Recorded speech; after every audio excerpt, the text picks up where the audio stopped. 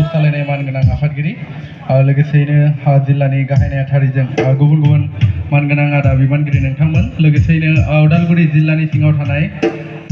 मोननै दिनै दखरानि मानगोनां आफादगिरि नेहाथारिजों लोगोसे गुबुन बिबानाव थानो हानाय बिबानगिरि नोंथांमोन बे समावहाय आंखौ दोंसे मेथाइ खननो होनायलाय आङो जेबो प्रिपारेसन बेबायदि गैयाब्लाबो खननो आखायाव लाबाय जाहाथे माबाफोर गोरोन्थि जायोब्ला नोंथांमोना गावनि साननानै निमाहा खालामगोन सेरि भकेलाव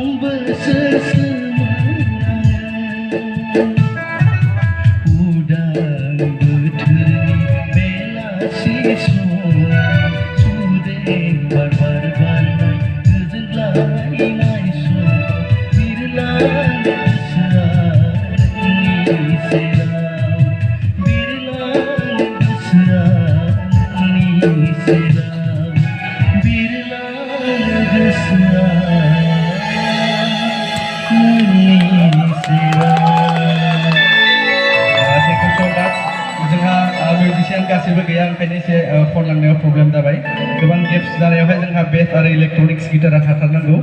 बेनि थाखाय निमाहा बिबाय जोबोद साबायखर नोंथांमोनहा हेफाजाब खालामफानायनि थाखाय गोजोन्थों